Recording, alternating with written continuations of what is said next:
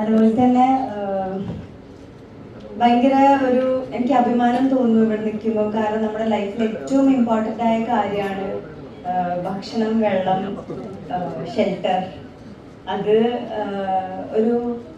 എല്ലാവരുടെയും ഒരു നെസസിറ്റി ആണ്.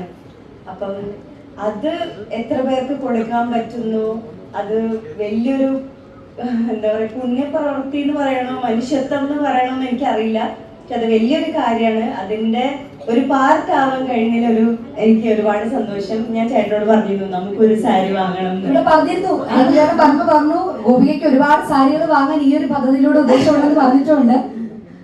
അതുകൊണ്ട് ആർക്കെങ്കിലും ഹെൽപ്പ് ആവാണെങ്കിൽ അത് വലിയ കാര്യമല്ലേ. സോ അപ്പൊ എന്തായാലും ഞങ്ങളോട് ഇത്രയും കൃത്യമായിട്ട് രീതിയിൽ കമ്മ്യൂണിക്കേറ്റ് ചെയ്തത് GP ആണ്. അപ്പൊ GP കൂടെ സ്റ്റേജിലേക്ക് വിളിക്കുകയാണ്.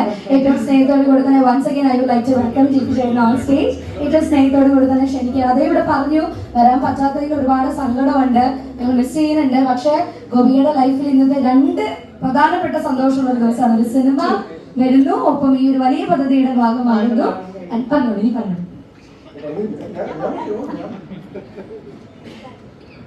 സോ അഗൈൻ നമുക്ക് രണ്ടുപേർക്കും ഇതിന്റെ ഭാഗമാവാൻ പറ്റി എന്നുള്ളതിൽ ഒരുപാട് സന്തോഷമുണ്ട്.